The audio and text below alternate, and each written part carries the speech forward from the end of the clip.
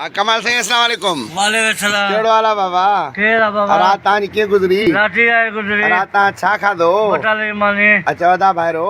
अदा भाईरो। मुंजला दुआ कयो। मुंजला दुआ कयो मता किचा। सही। हां। त ता के सुठी गालियूं बुधाया। हां सुठी गालियूं बुधाया। हां।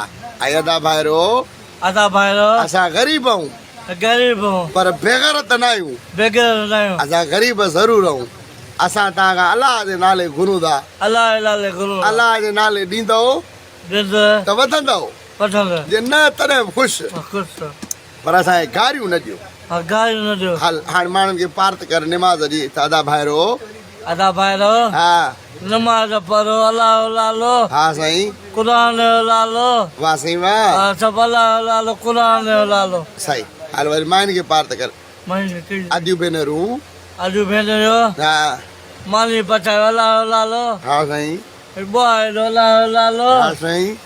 कचू अल्लाह लालो। हाँ साईं। हां साईं गोश्त घणे किलो आ? 50 मच्छी 50 दाल 50 घी 50 खंड 50 पत्ती 50 हैदराबाद जो भाड़ो खणे आ 50 कराची जो खणे आ 50 लाहौर जो खणे आ 50 आदा तारू पादर मूंखे खणी दे गार न आदा हाणे गारियूं ख़तम ऐं पाकिस्तान जिंदाबाद। हाँ जी तारू बाबा अस्सलाम वालेकुम बाबा कल तो अस्पताल वठी आरी दवा दारू थियो छा चवंदे त माण्हू एस ताईं मुंहिंजी मदद कंदा अचनि जो मां पंहिंजे पेर ते हली पवां। पेरनि ते हली सघां। हाँ कल्ह तव्हां वठी हलियो अॼु बि तव्हां वठी हलंदो भॼन लाल ॾे सही।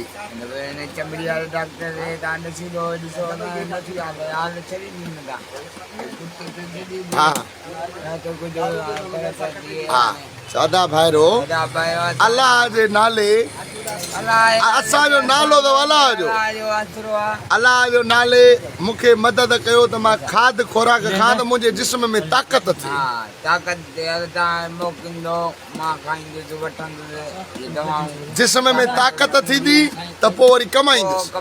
हाँ हींअर ताक़त न आहे। हल इल्ताफ़ मेमन साहब तोखे ख़र्ची घणी ॾिनी बाबा? 100 रुपया। ऐं इज़हार सुमरे बाबा? उन 100 रुपया। हा माना इहो सब्सक्राइब जेड कैप्सूलनि जी शीशी डिटोल साबुण उन्हनि जी महिरबानी। हा उन्हनि जी महिरबानी आहे साईं वॾी उन्हनि जी महिरबानी। लुला जानी चओ भाउ जेको असां ग़रीबनि जी मदद कंदो मदद कंदो अल्लाह उनखे ॾुखियो ॾींहुं न ॾेखारे। ॾुखियो ॾींहुं कोन ॾेखारे। असां यतीमनि जूं दुआऊं आहिनि। लतीफ़ जी दुआ आहे। लुला तोखे माउ पीउ आहे? न तोखे वा माउ पीउ आहे? असांजो ही ठाठो आहे हिकिड़ो जेको हली पियो आहे। हा सही।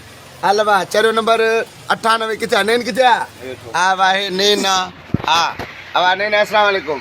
वालेकुम सलाम। चवा असांजो ॿुधा हाल अहवाल पंहिंजो बाबा। पूरा लगा कान में है बस धंधा न जो 100-150 मिले न डॉक्टर कढो हा हा 100-150 मिले घर दे दियूं असां सफ़ा जे खर्च करण सफ़ा मोला लगा के जेको कमाया घर दे राजू। हल सही। हां पप्पा ने जियो पप्पा ने अस्सलाम वालेकुम बाबा।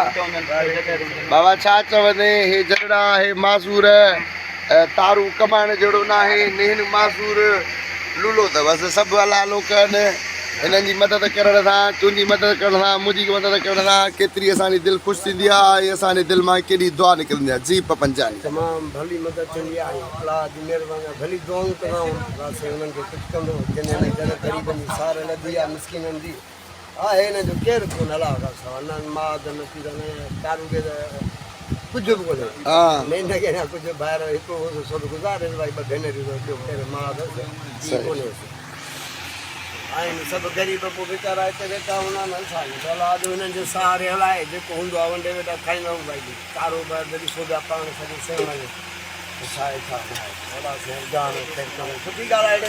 पपंजानी मां हींअर जेका लूलेला पर्सनल ॻाल्हि कई मुंहिंजो असां ग़रीब ज़रूरु हो पर बेग़ैरत न आहियूं।